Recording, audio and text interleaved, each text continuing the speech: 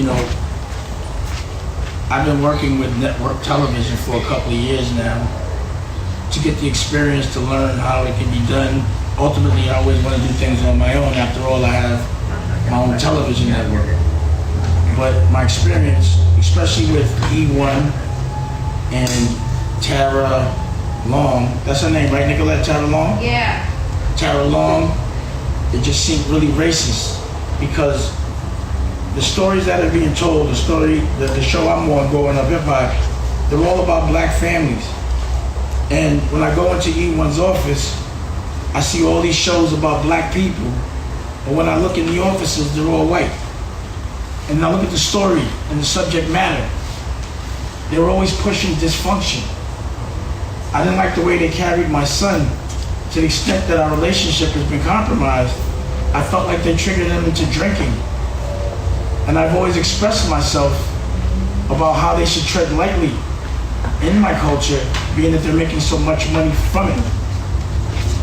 But the disrespect is just, it was so odd how they would talk to a guy that's a CEO, a legend, as if he was just an artist. And the way the narrative would always be is almost like I was not doing as well as I was doing. They never showcased my network, you know? They always wanted to talk about the bad things, not the good. And then what really bothered me is when I had a story to tell, I always have a story to tell, and I'm like, I'll work with the networks on my terms. The network would never tell my stories unless they were told through a white production company. And even when I would bring my stories to Tara Long, just to see what it's all about, she would say, I can't work with you unless I can rob you, basically. Unless we control the budget. Unless we can overcharge for the editing bays and that skim that we all know that goes on. And then the way they carried my situation with my girl Raquel and the loss of our baby, and the way they carried my court case, it was so exploitive that I felt I was helping them disrespect my culture by being a part of it. Why would I do this if I have my own network and I can do my own show?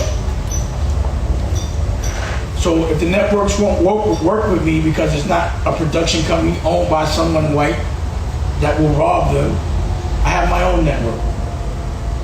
And I have the ability to showcase the real story, what it's like for a first generation black man that's made a certain amount of money to actually look out for the people he loves and what that looks like.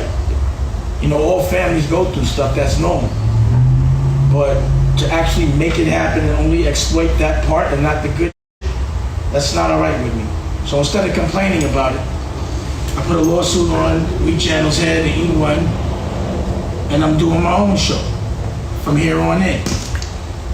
And I'll play it on other networks, but you're gonna see it on mine. And I take pride in that. And that's the purpose of this show. And for me, it's about recognizing trauma in life. And a lot of what we go through is traumatizing and we don't know it. We think it's normal. I don't think it's normal to be unhappy. I think it's normal to be happy and be sad when people die. That's when you're unhappy, or when people are sick, or when people go to jail. But in between that, I'm not about that unhappy life. I'm about that love life. And my whole currency is love. And I'm about sharing it. And I fight for others other than myself. And I want it to be showcased properly. So here we are.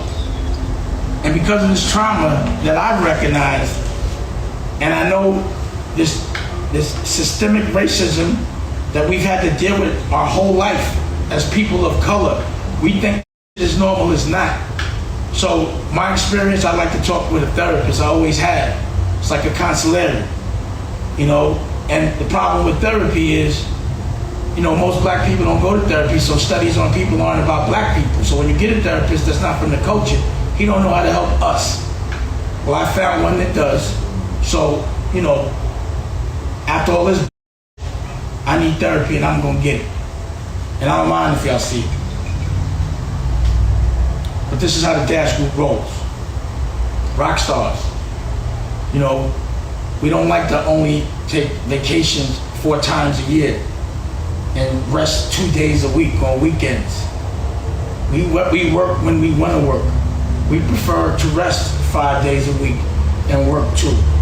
We prefer our life to be vacation and work 4 times a year. You know, we believe in controlling our own narrative.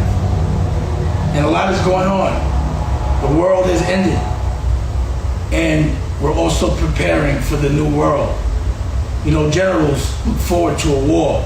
We prepare for it. Soldiers sit around and wait to be told what to do.